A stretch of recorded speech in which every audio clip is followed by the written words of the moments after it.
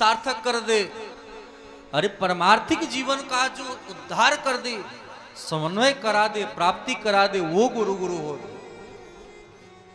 आजकल कदम कदम पर गुरु बनने के लिए लोग लालायते हैं कि मैं गुरु हूं। चेहरा तो सही मैंने बनने पायो और गुरु बनवे के ताई हमेशा तैयार हो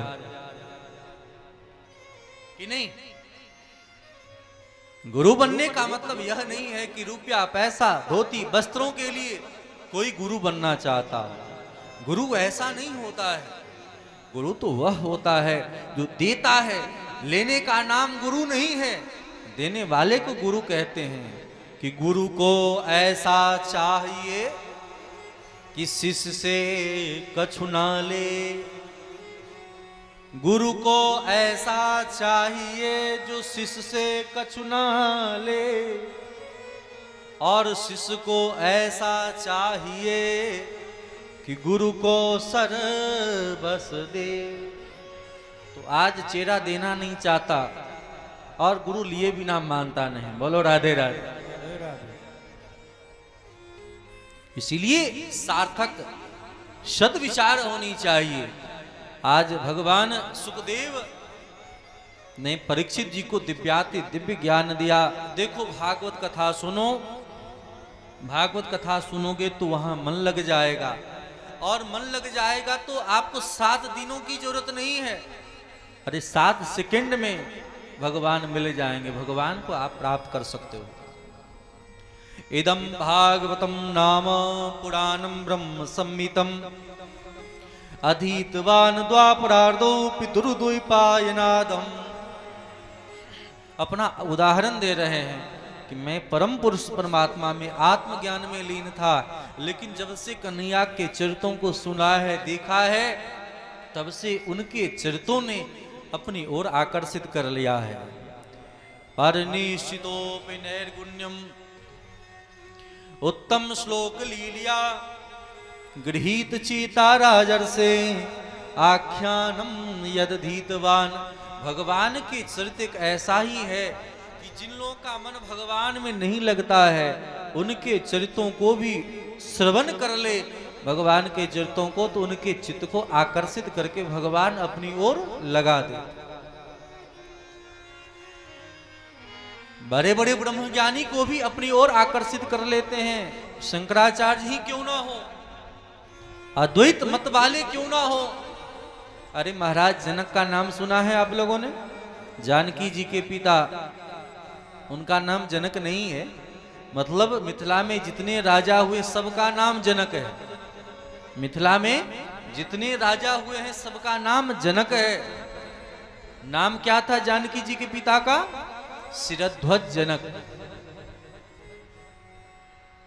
ऐसे जनक जी महाराज के लिए भागवत में वर्णन आया है।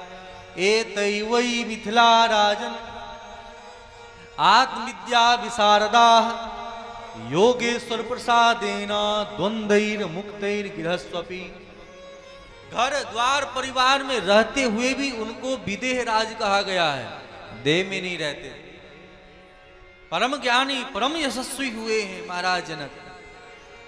और ऐसे राम जी को जब जनक जी महाराज ने देखा, राम जी विश्वामित्र जी के साथ जब यहां से गए तो स्वागत करने के लिए आए जनक जी महाराज, और प्रथम नजरों में जैसे राम को देखा तो देखते रह गए। इन्हीं बिलोकत अति अनुरागा, इन्हीं बिलोकत अति अनुरागा, बरबस ब्रह्म सुख ही मन त्यागा। बिलोकत अति अनुरागा, बरबस ब्रह्म सुख त्यागा।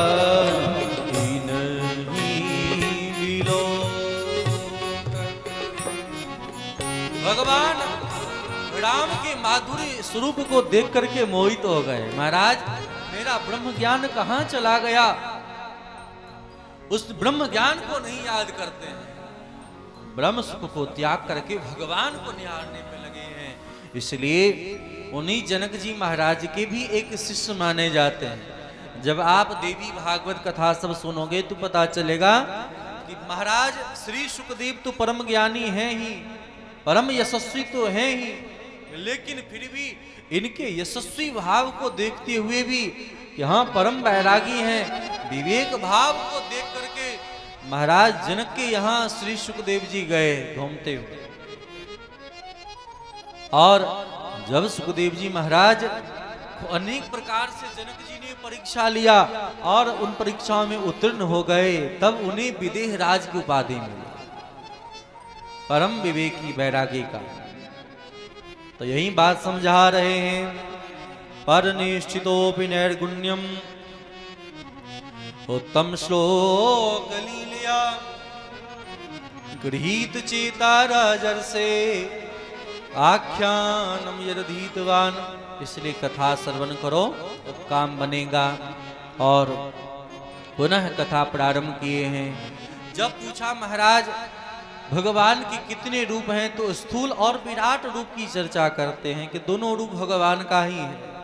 जैसे प्रातःकालीन सूर्य को कोई देख लेता है, देखता है ना, लेकिन मध्यकालीन सूर्य को कोई देख नहीं पाता है, प्रकाश का पुंज इतना तेज होता है। उसी प्रकार भगवान कहीं ब्रह्म रूप में विराजमान होते, कभी परमात्मा के रूप में और कभी भगवान के रूप में। ब्रह्मेति परमात्मेति भगवान इति शब्दते।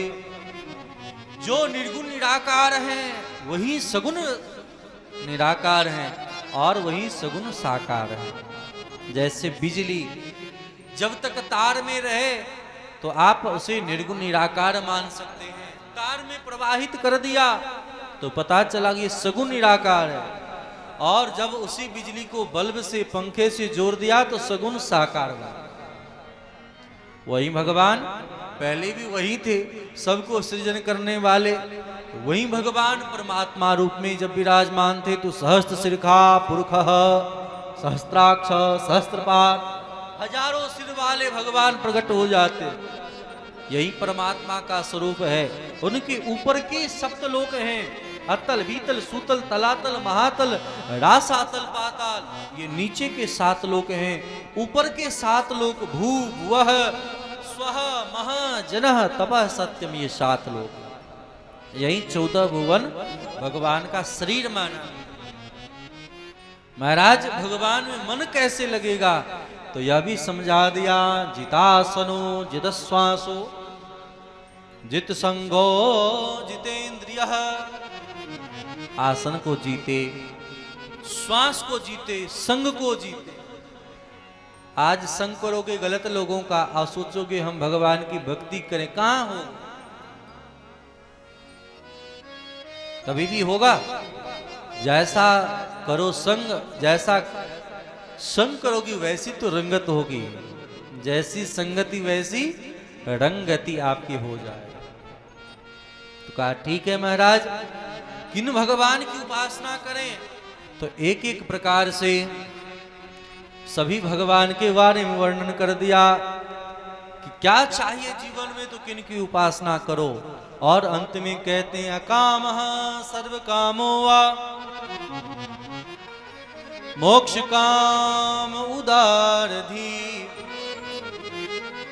तीव्रेन भक्ति योगेन यजे पुरुषम परम।